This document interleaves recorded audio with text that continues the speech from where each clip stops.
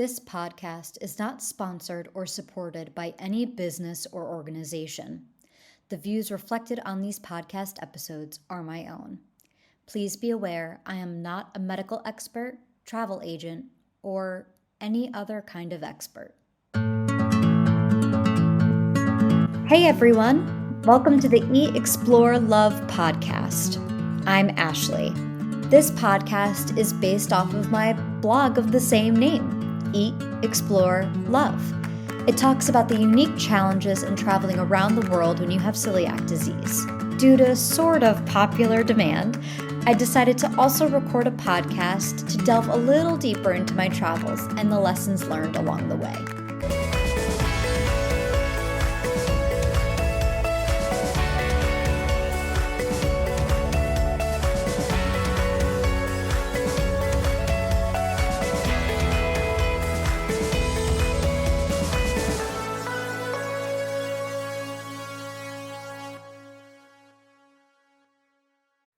All right, folks, this trip that I'm about to talk about was one that changed the course in how I traveled from then on out.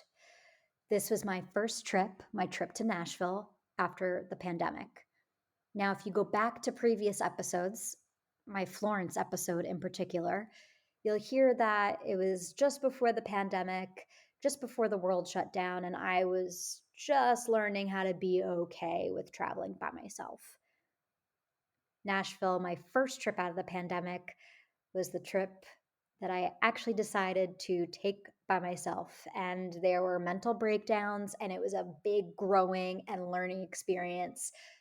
But I did it, and I have not looked back ever since. So that's the trip about Nashville. So much in store for you on this episode. Let's get going.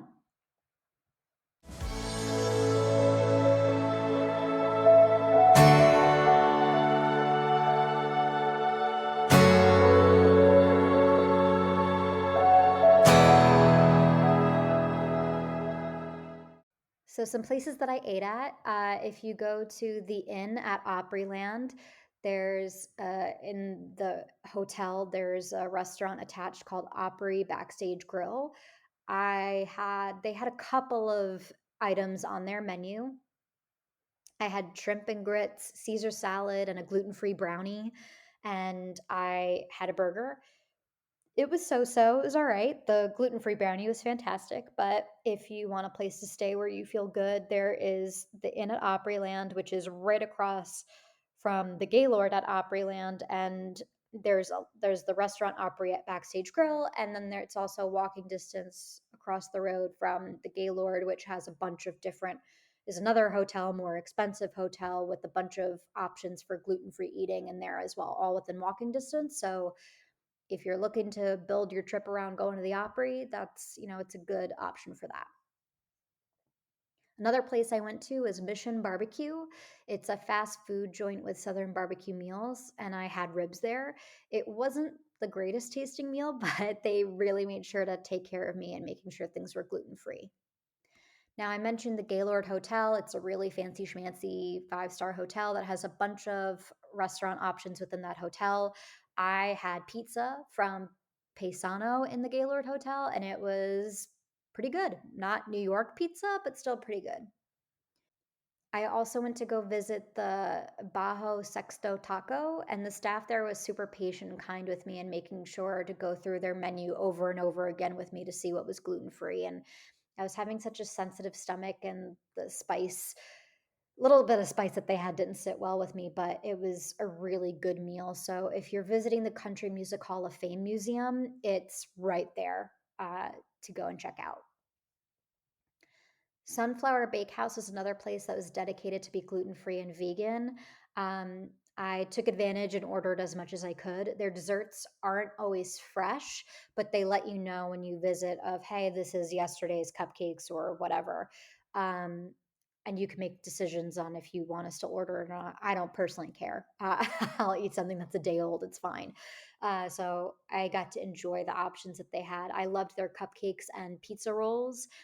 As for their sandwiches, I would recommend that they find another type of gluten-free bread, but, you know, gluten-free bread is tough. I get it. I get it.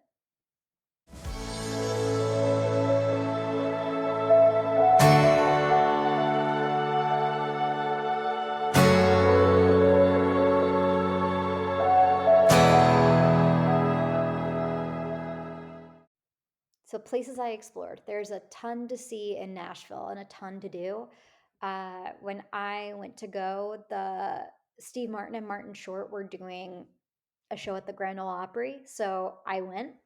Uh, and I recommend that you do the Grand Ole Opry and do the show on the Saturday night. That is what they're known for.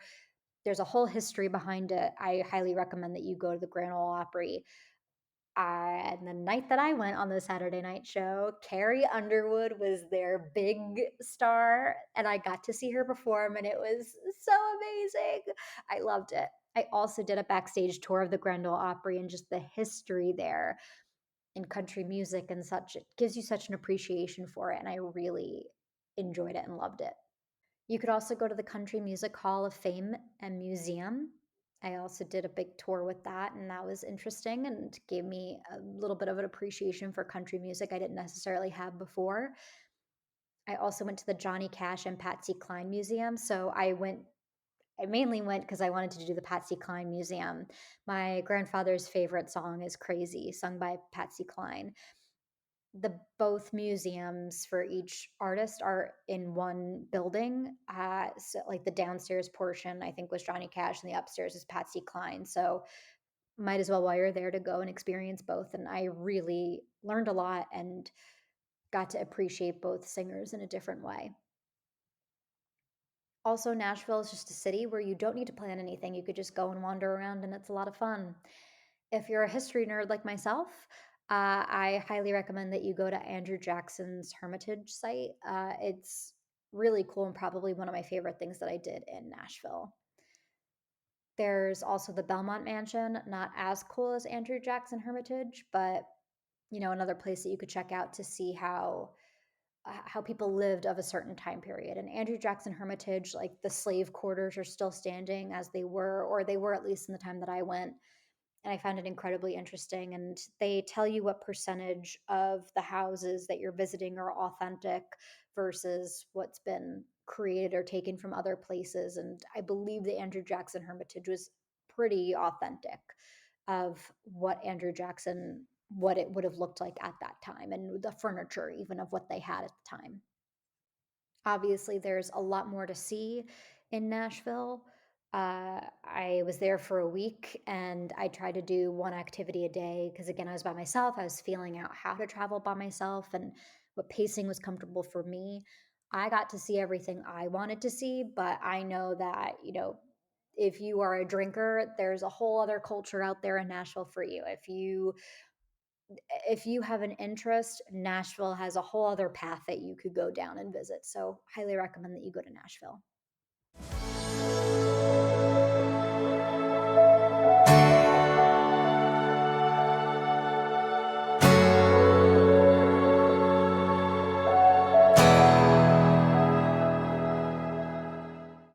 So, like I said, this trip was my first time traveling by myself, and there were a lot of bumps in the road.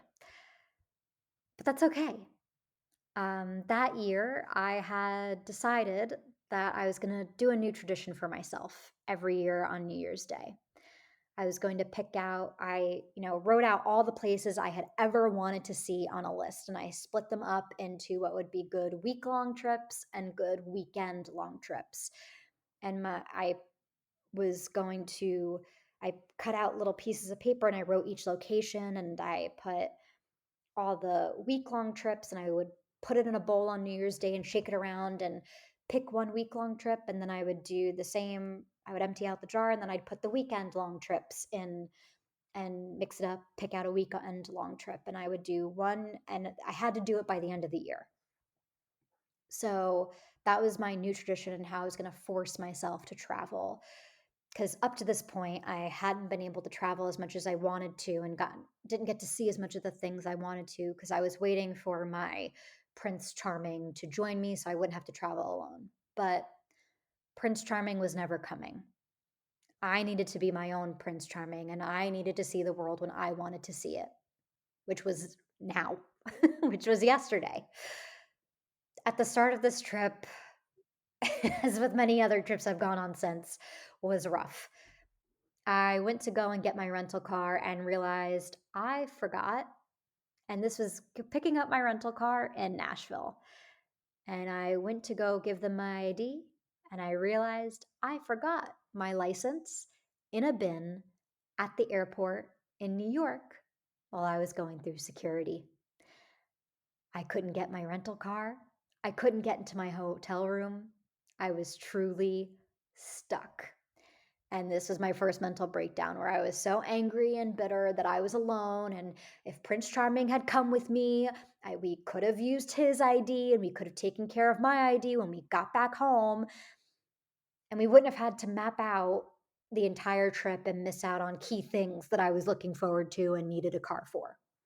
Because Nashville is not necessarily super, super walkable depending upon where you're located. And I was located in a place where I needed a car. Luckily, it all worked out. My dad went to the poor women at the inn at Opryland.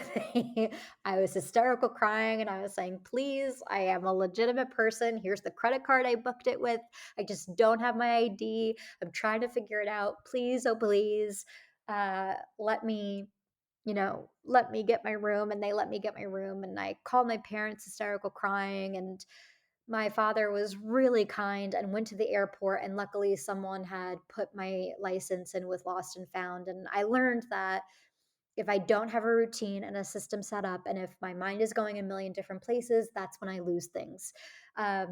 So he was very nice and shipped my ID to me overnight at the hotel, so I didn't have to miss out on a single thing. But it did put me in a funk for the rest of that week. And that's okay, because I had to figure out how to snap out of that funk, and I needed to figure out how to rely on myself, that I could take care of myself. I was going to be okay. And I didn't need to worry about the Prince Charming I had at the time. And I couldn't figure out or wish that I had a Prince Charming that would one day come into my life that would actually act like a Prince Charming. Not all men are wired that way, and that's okay. I just needed to make sure I could be a strong, independent woman that didn't need no man, so to speak. And Nashville is where I learned how to love myself. It was the beginning of that journey. It didn't fix all the problems, but it helped me gain confidence in myself. And it helped me realize I am enough and I can do anything I set my mind to. And if I could make it through that week, I can make it through anything. Now, it's been a few years since that trip, and I'm still working through all those things. I've gotten way better. I'm in a much better place now than I was back then. But, it was a transition where I was crying all day long for days and weeks on end, to only crying at nighttime, to only a few days a week. And now am at the point where I have nightmares still about experiences I've had with said Prince Charming, and other moments and things I've had to work through in my life with other folks. But I now know how to deal with it, and I know how to prioritize myself, how to set boundaries, and above all, I am finally getting to a place where I am learning that I am enough. And it's taken years, it's taken a long time. And it's very frustrating for other people to understand that, of, well, how come you just don't know? How come you don't see what I see in you? And I have my frustrations with friends of, how come you don't see how great you are? How come you don't see that you're beautiful? How come you don't see that you're great? How come you don't see how powerful you are? That's really difficult for a lot of people, including myself. That yes, intellectually I can understand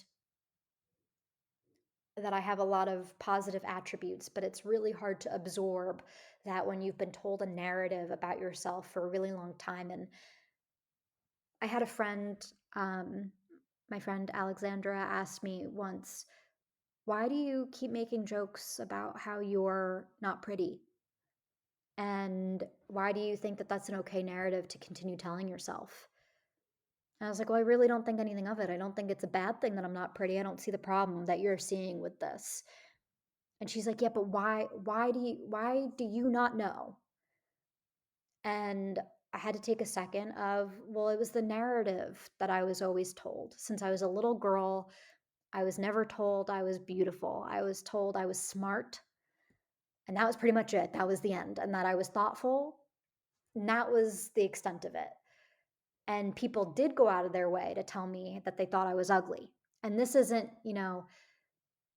this is just, yeah, it's kids being mean, but it's also people that I loved and trusted that didn't flat out say I was ugly, but also made sure I knew that I wasn't the most beautiful thing in the room either. And people always let me know that my sisters were the pretty ones and I was the smart one. And that was just the narrative I had. And it didn't bother me because I was lucky enough to have a grandmother that told me, well, that's not what's important anyway. You don't want to be beautiful, you want to be smart. And I'm sure I'm not the only one that has grown up with those narratives. I'm sure that everybody has their thing that they were told all throughout their childhood and to their teenage years and later solidified by boyfriends because the Prince Charming that had me, that I was resentful and bitter towards on this trip that I'm speaking of, he never told me I was beautiful either. I heard him tell other girls that they were beautiful, but he never said that about me. He had other positive qualities that he had that he appreciated and loved me for, but never talked about my appearance. And so I just was like, okay, well, that's not my lot in life. And it took my friend Alexandra, and I've never properly thanked her for this, but I do know she listens to these podcast episodes. It really took her asking those questions the way that she asked them for me to kind of be like, do I even need other people to let me know that I'm beautiful? I'm looking in the mirror and yes, I know I'm beautiful on the inside and that I do have toxic traits. I do have things I need to work on. But also I look in the mirror and you know what? I don't exactly make your eyes bleed when you look at me. I have a great smile. I have a great laugh. I have kind eyes. And you know what? When I don't look tired and exhausted, I do think I am a little pretty. And that's okay. And I'm sure other people, if anybody else listens to this, haters gonna hate, hate, hate, hate, hate, as Taylor Swift would say. But I don't care because I'm starting to realize that about myself. So it's things like that, where Nashville was the beginning of me saying, I don't need that validation. I just need it within myself. So Nashville, it was a tough trip. It was a lot of big mental breakdowns and a lot of tears, but I am forever in that city's debt. And that was hot and heavy enough and personal enough. So we're going to go and head on to the wrap up questions and close this episode out.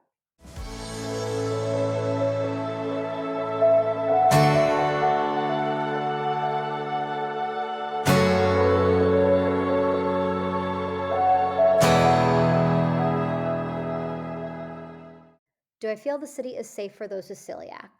I would be careful. Favorite place to eat? The Sunflower Bakehouse, just because it was super safe. I didn't have to worry or think or ask questions a million times. Favorite memory from the experience? Getting to see Steve Martin and Martin Short on stage at the Grand Ole Opry and Carrie Underwood. It was pretty cool. Different nights, but still amazing experience. Is this a city to vacation to or live in? I think that you could do both. Is this a city to relax or be active in? I think it's active in the natural city sense. How are the people? I remember it in a positive light that they were, for the most part, kind. So that's my episode about Nashville. Thank you so much for listening and see you next week.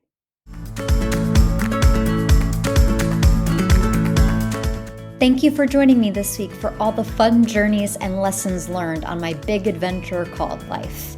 For more information on the different cities discussed, check out the blog posts on hieatexplorelove.com, posted every Monday, Wednesday, and Friday. If you have any questions or fun stories to share, feel free to reach out at hieatexplorelove@gmail.com.